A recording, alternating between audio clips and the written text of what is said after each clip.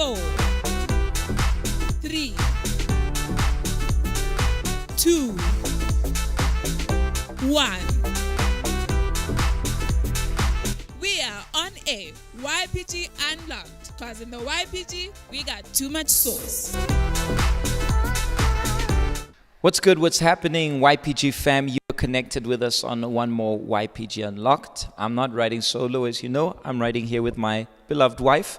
Today we're strapped to one mic, the oneness here and technicalities, but that does not allow the flow to stop because this is the YPG Unlocked. Stay woke. What's up, YPG? Stay connected. Don't leave. Don't go out to do anything because we are going to bring sauce, hope, and much more for you. That's what's up. On the comment section, I'd like to hear from you guys. What do you think about our scenario today? We have an upcoming, you guys have no idea what's to come with regards to the unlocked, the looks in the unlocked. But share here in the comment section what you guys think about it. And moving on, today we're going to be speaking about friends. We did mention on our last live that we're not going to have the other segments. We are on the 7th day of 21 days fast, detoxing ourselves from everything which is detrimental or toxic to our spiritual lives. And one of the things which we're going to be speaking about today, which has to do with the theme of today, is friendship. How many friends have been or are extremely toxic to your lives? How many friends in your surroundings who only bring a negative impact to your life, and you know that you found yourself doing things that you shouldn't have done? Tali, do you remember any incident in your life where you did something just to please your friends? Actually, I remember when I was a kid, I got in trouble because of a friend. I used to get in trouble because of this friend anyway. We were just playing around the house and her parents left. And then she came up with the great idea of us using the sofa as a sliding. As a slide? As a slide. And then she would go and she would slide and she's like, come on, let's go, it's nice, it's fun. No, I don't know. And then I went, and then exactly while I was the one sliding, who opens the door of the house? Her mother. And then I was in trouble and she was like, did she do that? But I told her not to do it. Oh. And I was in trouble. She spoke to my mother and I was grounded because of that. So it's just, of course, a silly example of how friends can influence us to do things that we don't really feel like doing. We don't even want to do, but just to fit in, just to please, we end up doing and getting in trouble. And then to top it off is when they shear you like they did to her. They legit sheared her. They just left a one-man show there. Connected with us today, we have our YPG fam all the way from the capital city. Not the capital of the YPG or this or that, the capital of South Africa, the official capital city of South Africa. As you see on your screen right now, we have the ladies, Lihle, Tino, and we also have Khotsatso. Yes, and Khotsatso, who's connected with us. How are you guys doing today? Ladies first, and then gents. We're doing good. What's good, YPG? Okay. Khotsatso, set the bar high. Represent the gents there from PTA. What's happening? Hello, guys. We are from Mamas Crowd PTA here, 012 Pitori. Okay. So guys, we invited them to join us on today's program because each of them have a story to share. Tali's story is more of a child's play kind of thing.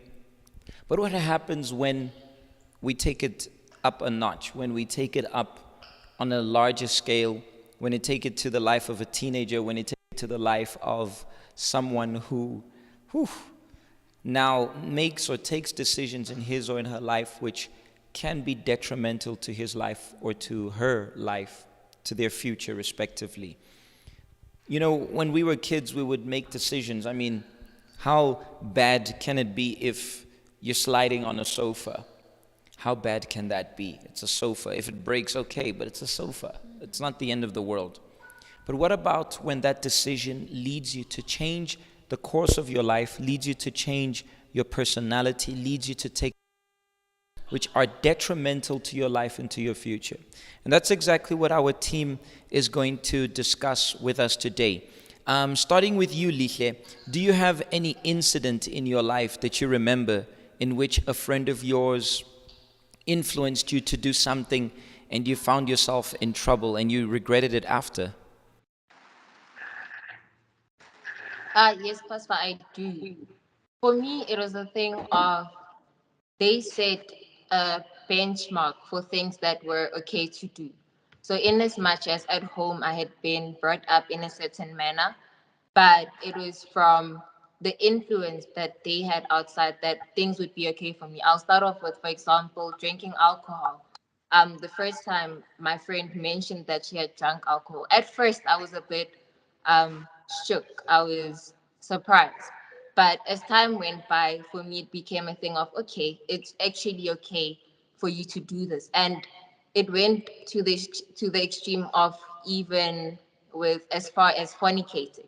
It was a thing of, okay, she's done one, two, three, four. So for me, it became that mindset of, okay, it's actually not as deep as they've made it to sound according to the way that I was brought up.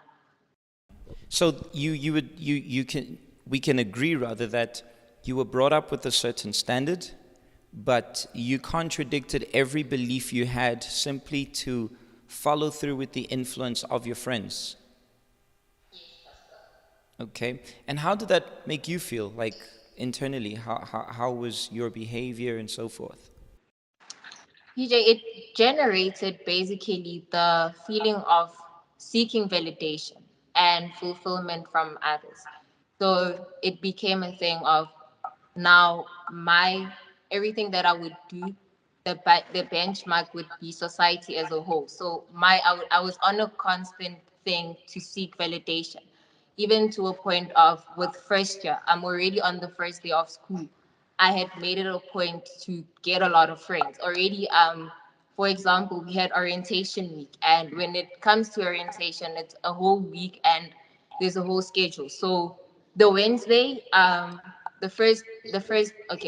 on the Wednesday, it was a thing of my friends and I gathered for that orientation thing, made new friends, and it was a thing of everybody was drinking, and at that point, I was trying to change because with matric and being away from people, it was a thing of, okay, now I'm trying to change. So already on that first day of orientation, where I saw on the third day of orientation, where I saw people drinking, and I was like, no, I can't drink because I had what you call it, the 5 p.m. service after. So it was a thing of, I can't. And then for them, it was that label of, okay, she's a church girl. But by Friday, I was the one who was even more drunk than everyone at orientation. So it was a thing of, okay, but she said that she's going to church on Wednesday, but now she's even more drunk than us. So it became a thing of me seeking constant validation. Okay, what can I do to please those around me?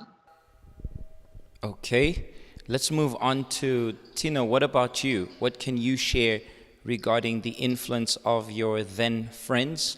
And share with us an incident in which you can say you had major regrets after. You just did it for the sake of pleasing your friends. PJ, I grew up in the church, so like born and bred in the church. And I think in 2014 we had a Godlywood Girls, and I was part of it. I even graduated. And then when I got to grade 8, that's when I wanted desperately to fit into high school. So I got there, and obviously I was the odd one out. And I met this group of friends, cool, loved by everyone. And for me, it was like, okay, let me try and fit in so I can also stand out like them. So in high school, there was this thing of having boyfriends that are older than you so that they can bless you and give you money. And for me to fit in, I Bless you. actually had to Okay. have a friend. And it doesn't matter who they are, but they had just had to be older than me and they had to have a certain standard. And for me, it was like, okay, I know I can't do this because I go to church and my parents taught me I cannot be doing this. So it was wrong, but because I wanted to fit in, I had to do it anyway. And then we went, and for me, the worst incident was when they introduced me to a group of guys, and they taught me, in a way, if I could put it like that, they taught me how to approach them, how to behave when I'm around them, what I should do and what I should wear. And I had a mini skirt and all of that, and they taught me everything, and then we did that. And then when I went home, it was my conscience, it was very heavy on me, because the next day I was actually from school going to church after that. And for me, it was like, okay, I'm here praying, doing all of these things, and people don't know what I'm doing at school. So it was a matter of pretending. It was a matter of being someone else that I'm not. In the church, I'm a certain way. But the moment that I leave, it's about trying to fit in. It's about seeking validation, as Lisha said, from other people, of which I never got it. Unfortunately, I never got validated by anyone. Now, walk us through your transition when you were outside with your friends, the Tina who was outside with your friends, and the moment you would walk into the YPG. How would that behavior transition? How was the transition of your behavior? When you have a mask on, it was like that for me. So in the church, yes, it's active Tino, who's in the YPG, very active. I would sing, I was in the arts and culture. And then the moment I leave, it's like, okay, I'm no more in church, so I can do everything that I please. If we're meeting up with our friends, then we go with the boys as well. So it was just like the moment I leave, then church is gone. It's no more church Tino, but it's the world. And how exhausting was it to maintain two personalities? How exhausting was that for you?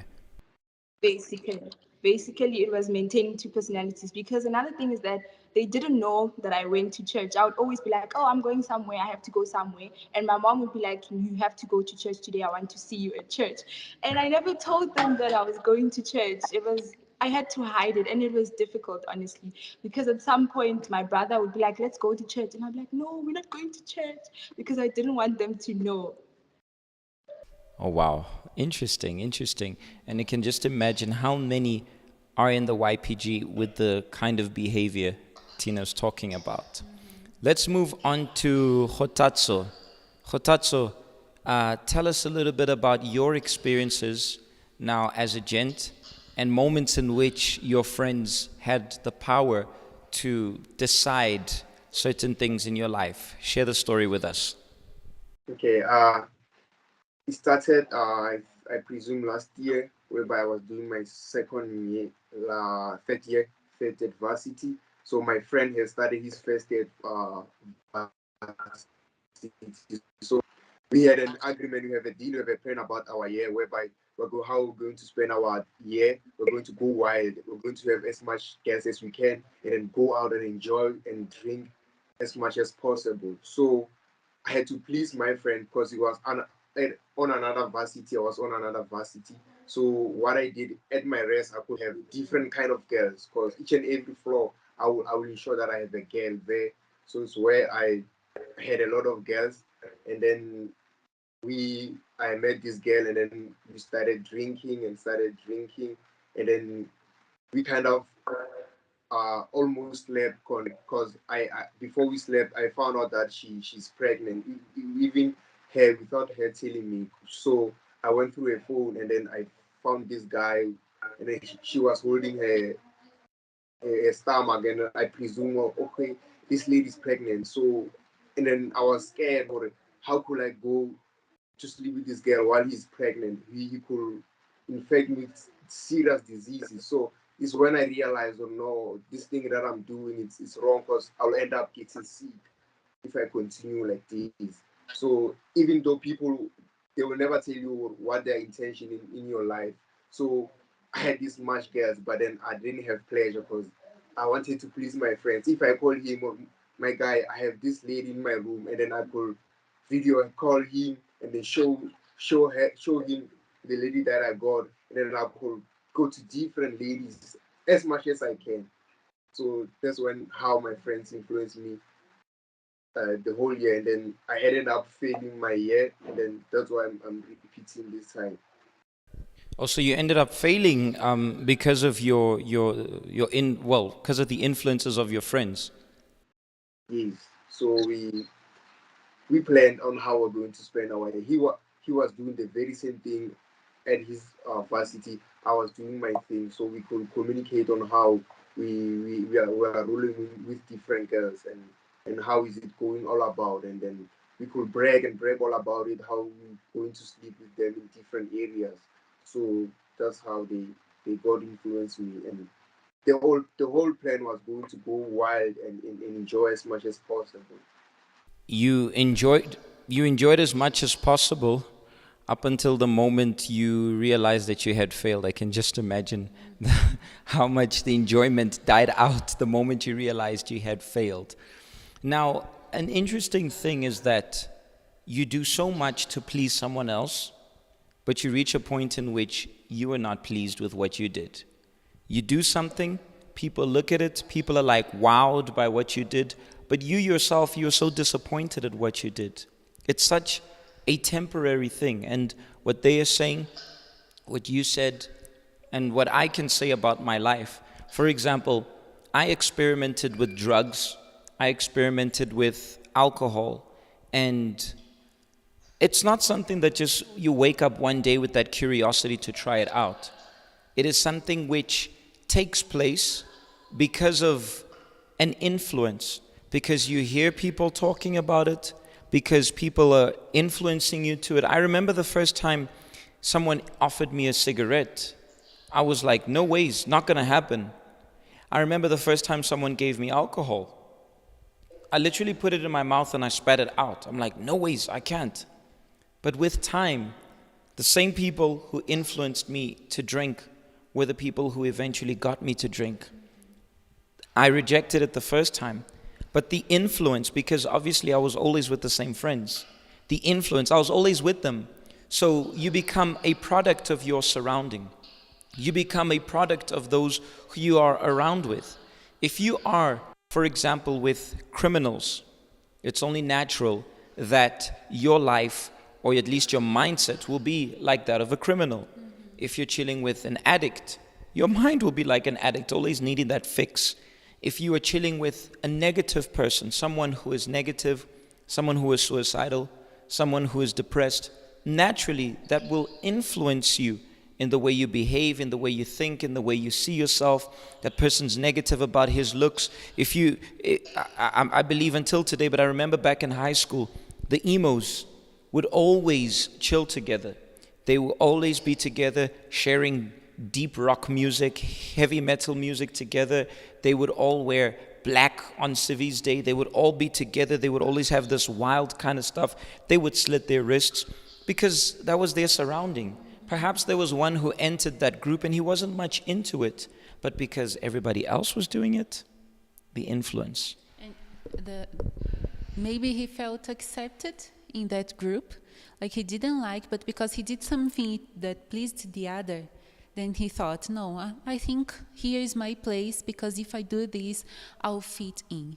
And maybe they are watching us and they say, but I won't get into that, I won't fall for it, I have a strong personality, I have a strong mind, but it's just nature.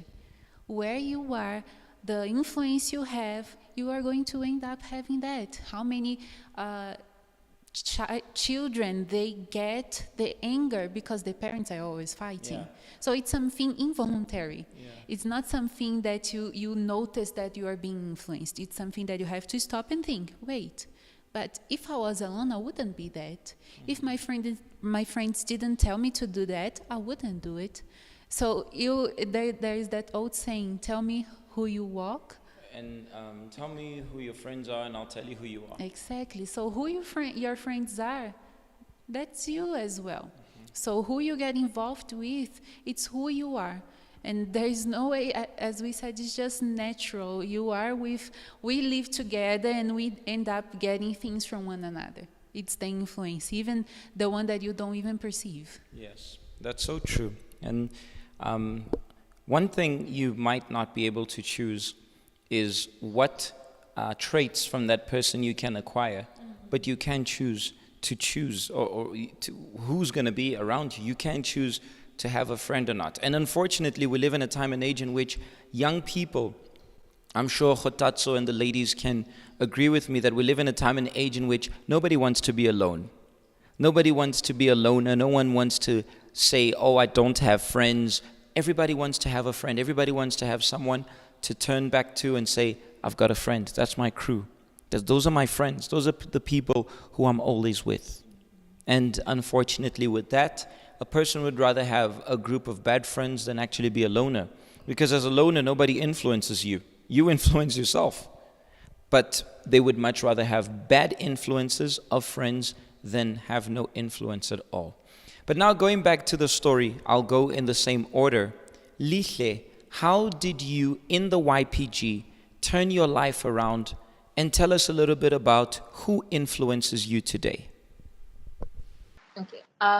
I turned my life around in the YPG. So I started basically coming more to the YPG because before it was that thing of I changed branches. So after changing branches, it was a thing of like Tina said that my mom wasn't. I wouldn't go to church with my mom. So it is a thing of okay, I didn't have to be in the YPG. So as time went, I started coming more. I got involved in the project of the media, and through the project of the media, that's basically how things started. So the change came about when I really had to let go of my friends. Now it was a matter of it's either me or them. It was either changing my life or keeping them. And that happened after we had a night out and we got really drunk. And the one friend that I had, because of her religious beliefs, she wasn't really allowed to drink alcohol. So it would be that thing of she's also hiding it from her sister, etc. So in the beginning of the year when we started at orientation, she wasn't drinking alcohol, but now she actually was. So the change came about when this change started. We got more serious about the change as for no, sorry, we got more serious about the change after a night out where we went to the club and we got really drunk and we were just on the streets going up and down. And the next morning we were told about how much of a mess we had created the previous night. So out of remorse, we all regrouped and we were like, okay, guys, we're done drinking. But as time went on, with the one friend that I had, she started explaining how she can actually control her alcohol limit now because her boyfriend helped her show her what her limit is for the next time she goes out. So she basically went back to drinking, but now with a limit. And then same thing with the other one. So when I sat down and I'm like, no, as much as I thought we all supposed to change as a group, it was a matter of okay, this is the decision that I'm taking. So I started balancing now, like Tino mentioned, with the whole coming to the YPG, going back, coming to the YPG more, going back until one day when I spoke to the pastor and it was a thing of me explaining, okay, this is what I've actually been doing. When I started being honest about who I actually am outside of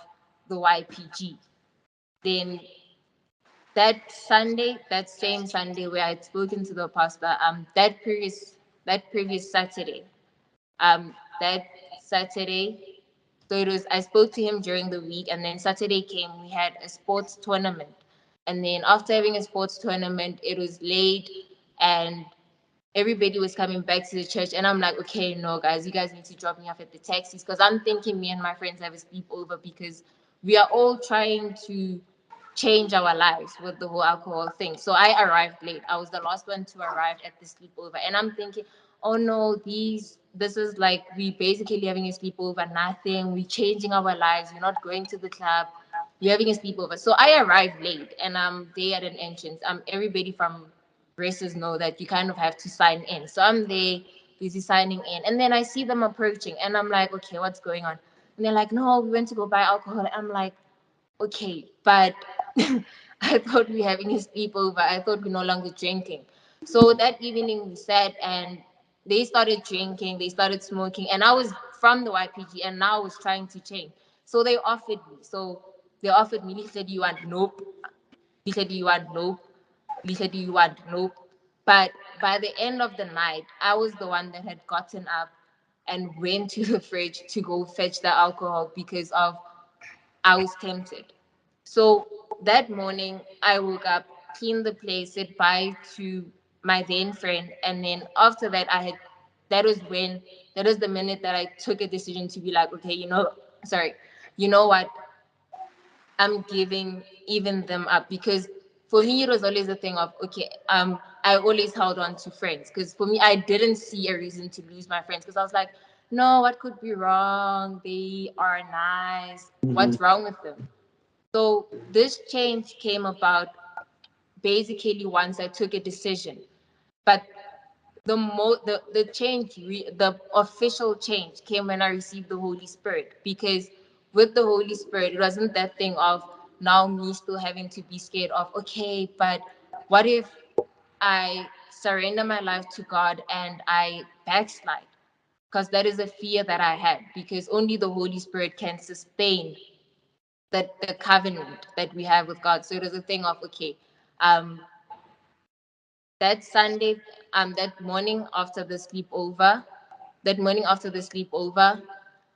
woke up, took a decision, went, and then got baptized. After that, I immediately sought a YPG mentor.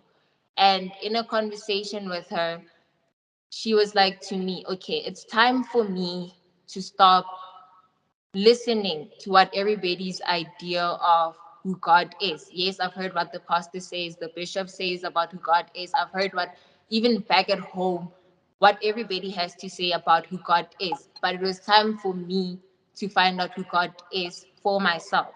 So after speaking to her, that's when I set out to be like, okay, I need the Holy Spirit. And it was even that prayer between me and God of, if you don't give me your spirit, I'm gonna go back and then I'm gonna get baptized again, and then it's gonna be a thing of back and forth. So I really, really and urgently Tell need me, the spirit.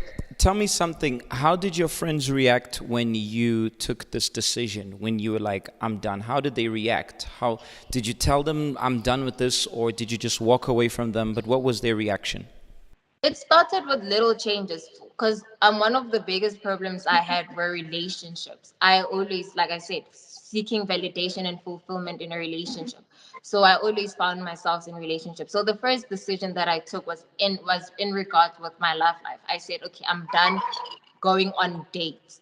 And then like I'm done going on dates because dates lead to dating, etc., etc. So I told them that, and they were like, okay, we know that we told you to stop dating as much, but now you're just over exaggerating. You're actually lying. Nobody believed me. It was like, we said stop dating, not stop going on dates. You're lying. And nobody ever believed me. Every time I'd be like, I'm changing, they would look at me. Nobody believed me until they actually saw it and they were like, okay, she actually wasn't joking, because that's how long it took me, because I wasn't really taking a decision. It was always a thing of remorse or going back, like I said, because I didn't want to give up my friends. For me, I wanted to keep my friends. So in as much as I was taking other decisions in regards with my life, for as much as I wasn't, in as long as I wasn't making that same decision with regards to the friends that I keep around me, then everything else was in vain. So, for example, like I said, with the love life, them saying, no, you're lying. And then it went on to other things, no, you're lying. It was, and up until I had changed. And it was a thing of, okay, she really, really was serious. Did you feel that sense of like they rejected you? Did they turn their backs on you? Did they ignore you? How was their actual reaction? Would they no longer talk to you? Did they just be like, okay, you can't be with us anymore? For me, it was a thing of um, giving up my friends, because from me No, I mean, in terms of your friends, how was their reaction towards you? How did they react towards your change? Okay, the one pretty much because there was a time when I went offline, and then she called me. She was like, "Okay, what has been going on with you? Because people are looking for you from me, and I don't know what to tell them because you didn't tell me anything. You just basically went MIA. So their reactions were they didn't understand. They didn't understand, and it was a thing of most of them. It was a thing of okay, they've moved on because it was a basis of what do you have to give. So I had, for example, my Instagram page, I had my social media page. So it was a thing of okay, what do you have to give? So the minute I stopped giving that because I left social media in my decision, it was a thing of okay, I'm leaving those accounts as well with the followers, etc., etc. So they went and they it was a thing of okay, but what's happening? Why are you leaving these things, etc., etc. Nobody understood. So as soon as they saw me no longer having that fame in a way, everybody just started being like, okay, it's fine. I mean, because You got boring to them. Okay. Tina, tell us your story. Tell us how your switch up took place and what was the reaction of your then friends to your change. Okay.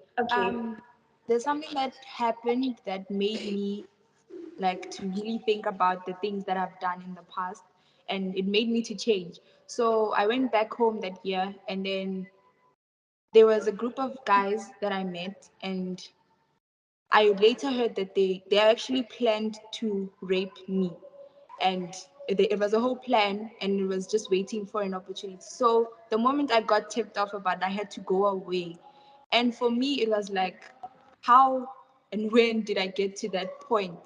And from that moment, I did come to the church, and I was down, and I had a mentor in the YPG.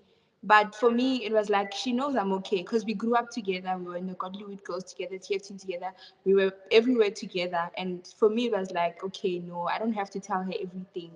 But she saw that something was wrong. She came to me, she's like, Tino, open up and tell me what happened. And I explained to her everything from the beginning, how I've been pretending and all of that. And she told me that it's up to me. I have to make a decision what I want to do with my life, because pretending and keeping the friends with me is not going to get me anywhere. And I had to make a decision then to leave my friends. It wasn't easy, of course, because I was only starting to fit in and starting to get known. And for me to leave just like that, it was not easy. But she explained to me the importance of leaving them because they were the ones behind me falling back and not actually getting what I wanted. So with me leaving, I approached them and I told them, okay, I don't want to do this anymore, guys. I'm leaving you guys. And for them, it was a big joke, and they all laughed. They didn't believe me that I was actually serious about it until I stepped back and I'm like, okay, no more meeting up with them, break time. I'm not gonna sit with them. I'm not gonna do anything anymore to be with them. And they did reject me.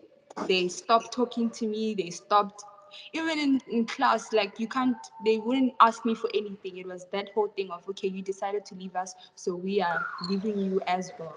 So they basically just dropped everything, and then they stopped talking to me and stopped doing the things that they used to do. Even greeting me in the morning, it was now bad. They didn't even wanna. I think at some point they started mocking me also and spreading gossips around the school about me.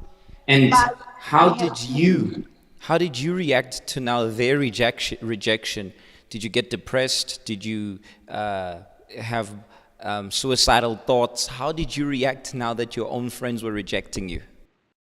At first, it was really painful because I mean, I was with them, and then now all of a sudden, we are not doing this to each other, backstabbing each other. It was really painful for me.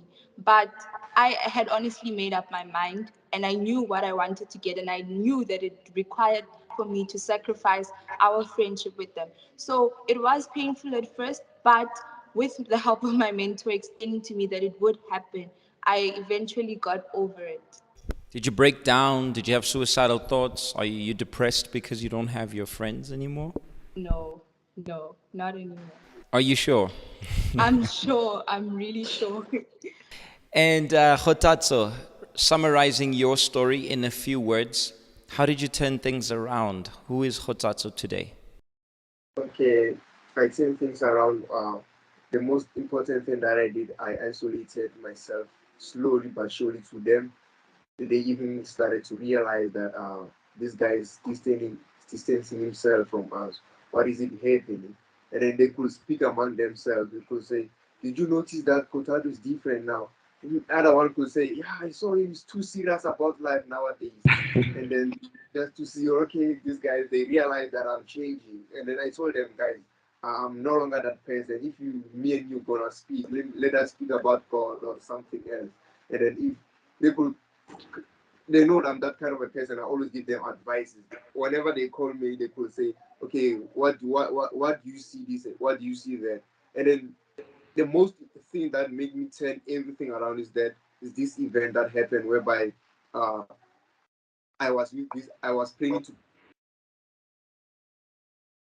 about this hour, and then this lady came to my room, and then she said, "Okay, can you accompany me this and this?" And then I accompanied her, and then we went to buy something, and then we came back to her room, and then we drank wine, and then after drinking wine, and then it was starting to get late. So I went home, and then going home I got robbed, and then I lost everything. I lost my from my phone, appliances, up until to my clothes. And then I came back to rest. I went to her, and I was like, when I arrived at her room, and then she was like, I told her the whole story on how I lost everything. And then she was like, "Nah, bro, I'm going to my friends. I'm going to my friends. My friends are having bride downstairs." And then I was in a breakdown. I needed her most of my life. And then I realized, no, these people, they don't even care about you. How could he just go to her friends while I need her? And then few minutes ago, I was there helping her. And then now she turned my back Wow. just like that. And then I realized, oh, I'm on my own. So I have to just as well do what I do. And then I came back home.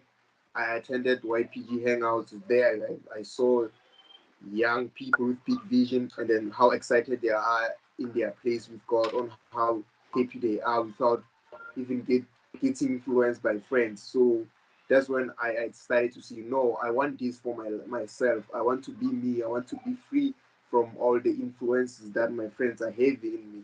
They can't hold me anymore. I have to make sound decisions. I have to be me now. So I started to attend YPG Hangouts, and then that's when I started to grow, and then to know more about God, to know more about how to live your youth excitingly, and then how to enjoy your youth in a right way, not how the world does it, but you do it in a godly way.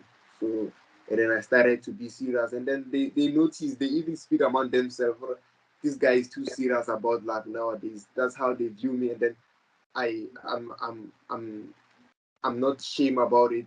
They know who I am, so they must as well accept me as I am. Okay. Okay. We are going to wrap up. We're going to go for a short break. This break is going to talk about the sports event which we had last month throughout the country and what was going on in the YPG.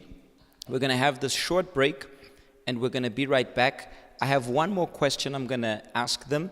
They will disconnect, and Tali and I are going to have quickly the Q&A session. Stay tuned. Don't move from where you are. Don't disconnect. We're going to be right back.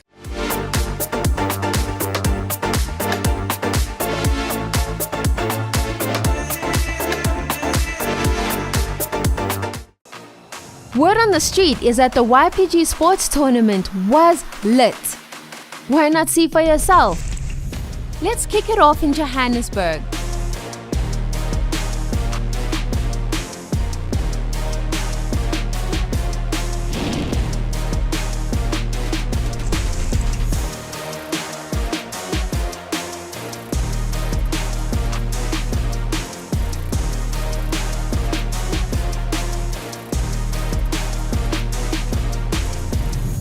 Hello there, my name is Matlati. Rimona Mopitori, re tlhakantshitse ke sports tournament.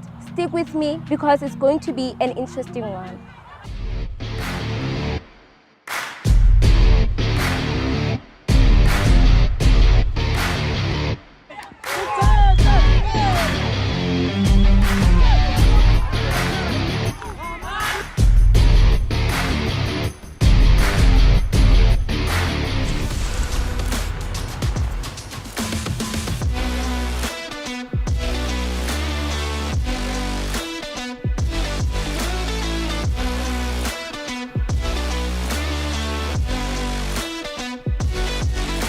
Jasmine and Tabuho, what kind of an impact do you think that sports can have on someone who's, for example, facing addiction?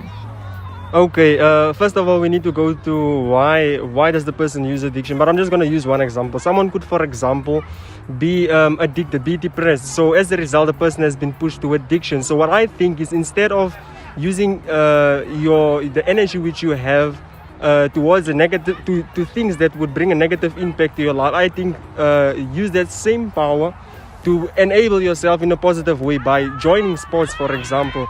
That will take the time for their addiction, you understand? At the end of the day, instead of being focused on their addiction, they'll be focused on something else.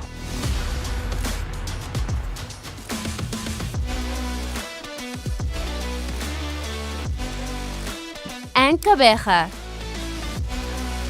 As you can see right behind me, the vibe is on. The match has started. Players are doing their thing. We shall wait and see. Like I said, only the winners will take the trophy home. So tell me, what are your expectations about today? Well, I expect to have fun. Have fun. Everyone is getting ready to have fun, so I expect to have fun.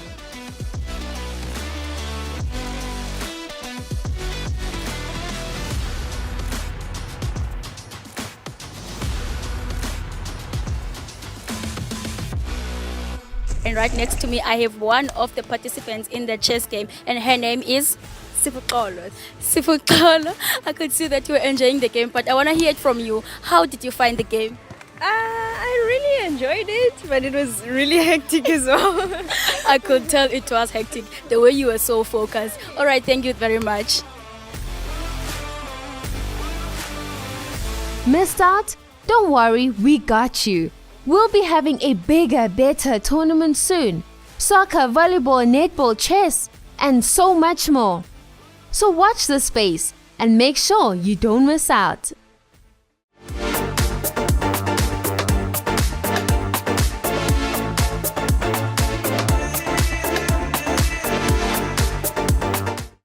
Welcome back, welcome back. There you had a highlight of one of the projects which takes place in the YPG. As Lihle mentioned about the sports event, we have others, and we're going to speak more about the others next week. But I'm going to wrap up here. I'm sure you listened to their story, and all of them had to take a decision. All of them had to choose whether it was to permit those friends to carry on influencing them towards a life which was bringing to them sadness, or it was to switch things up and actually change their lives. And that was a decision they had to make. That was a decision they had to make.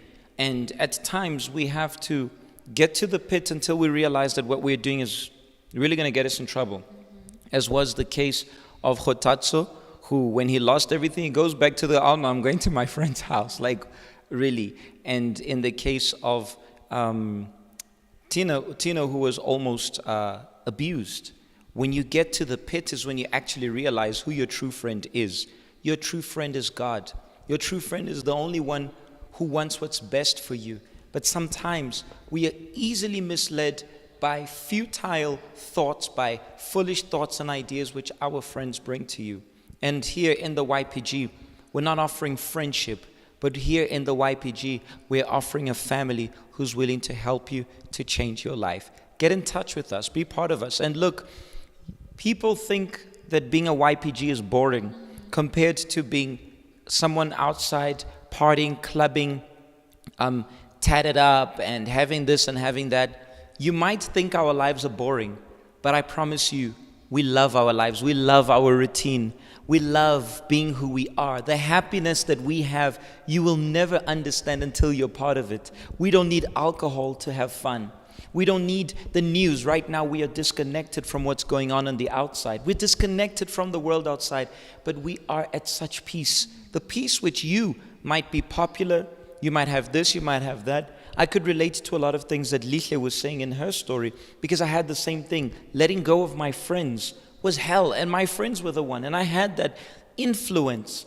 And I think it was Tina who said, after I reached that point where, oh, finally I'm popular, finally everybody recognizes me, I'm letting go of it. I let go of it and I found true happiness. And in the YPG, I didn't just find the source, but in the YPG I found a family. Starting with Lihle, we're going to wrap up with you guys and move on to the Q&A session. Lihle, what is your shout out to the YPG family in Pretoria and throughout South Africa and abroad, whoever's watching us right now? Aye, what's up, YPG fam? What's up to YPG Pitorica Sauce? Okay, so short, straight to the point. All right. Talk to us. Shout out to the capital city. Okay. The real capital city. Oh gosh, here we go again. Fast forward, Khotatso, what do you have to say? Okay, shout out to everyone from Victoria. We have more sauce than South Africa. Oh, there we start the war. Comment section. I know you guys will not disappoint. Dala what you must. People, thank you so much for sharing with us your stories, and let's keep spreading to others the true influence that can change their lives. Thank you so much. May God bless you all. Now we are going to move on to the Q&A section. We're going to go for a short sting. Bring the sting. I like that sting, the unlocked sting, and we're going to be right back.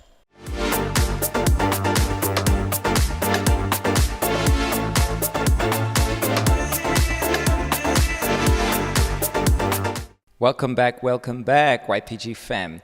Tali, bring us question number 1. I hope there's no love life questions today like the other day. They like these indavas of the heart. They're going to end up in the situation like Khotatso if they don't watch out with this stuff there. Khotatso, he's going to come and tell you guys what's happening. But Okay, so the first question we have is it good for a Christian to get involved with foreign exchange forex exchanging trading, where you invest a certain amount and get more returns within a week? Please advise. I'm going to be very honest. I'm not very familiar with how this whole thing of forex actually works.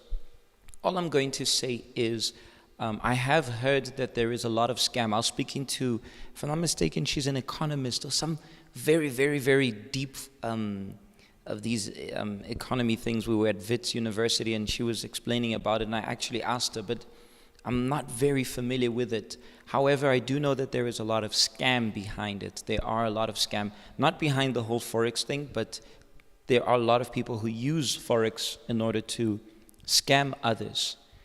Obviously, for a Christian, that's inappropriate. But to make a long story short, any form of money which you gain, taking advantage of others, having to lie, having to deceive, having to put others down in order for you to get yourself up, having to step on the heads of others for you to get yourself to the top, anything in that form is inappropriate for a Christian. And I know we live in a time and age in which you as a young person, you want to conquer, you've got that drive to conquer, you've got that drive to achieve. I want to advise you to be very cautious and to be very careful with that. Do your research. Do your research first. Like I said, I am not very familiar with the subject of Forex as such, the whole exchange. I'm not very, but anything that you know is brings doubts, doesn't come from God. And when you're not sure, put your knees to the ground and ask Him, Lord, what do you want? What is best for me? Is this appropriate? And if there are any doubts, any worries, anything that bothers you, you know for a fact that it doesn't come from God. Next question. Okay. Today it's about financial life. It's all about financial life. I think people live in poverty because of their own decisions or because of uncontrollable circumstances that happen to them, or both? I think it's a bit of both. In some cases, decision, because if a person does not spend properly or save, it's natural that that person will probably end up in misery or in poverty. But there are people who are born in poverty. What can they do? But one thing I can say is that no matter where you were born, you could have been born in the deepest of poverty, but you don't have to die there. You may be born as in a broken family, but you don't have to carry on with a broken family. You can change that. You can change it in your own family when you start your own family. So no matter where you are today, that does not have to define where you're going to be tomorrow. You might not have had the choice in the beginning, but you do have the choice when decisions are in your hands in order for you to change. Any other question? I think for today that's all. And if you have a question as well about finances, we advise to join tomorrow the Congress for Success. Yeah, since it's Therapy of Love for Love Life, it's a Congress of Success on Mondays at every Universal Church branch. For me to wrap up, I want to say to everyone who is watching us right now about the fast of Daniel, the fast of complete joy. This fast is putting all of our strength and all of our mind in receiving the greatest of all gifts, the Holy Spirit. You heard the story of Hotatso, of Lihle, and the story of Tina, who spoke about the transformation. And everything happened, as Lihle said, when the Holy Spirit came. And the same can happen in your life. So we've excluded ourselves. That's why even in our program, The Unlocked, we're not including the other sections. We're focusing on the most important. And we are going to carry on working to help you guys, working to lead you guys to change your life. I hope you received, can I have the flyer of the 6G? I hope you received this flyer for the 6G. And in this purpose, every week, last week we spoke about the ears, the connection had to do about the ears, what you hear. And what you should keep is to protect what you hear. Protect what goes in, the information you listen to. Today we spoke about the friends. You should keep yourself from bad influences, from people who add absolutely nothing to your life. And next week we'll carry on for the 6G. So what is it that we are proposing in the YPG? It's not just to be here and create a large group of people, but we are proposing a life-changing scenario for you, a complete life change. These lessons are pivotal. These lessons will and can change your life. But this life transformation only takes place when the Spirit of God enters your life. So, that's it from us. If you want to be part of the YPG, our information is constantly scrolling at the bottom of your screen. Be part of something great. Be part of something that will definitely change your life. And not forgetting that in the YPG, we got too much sauce. We are out of here.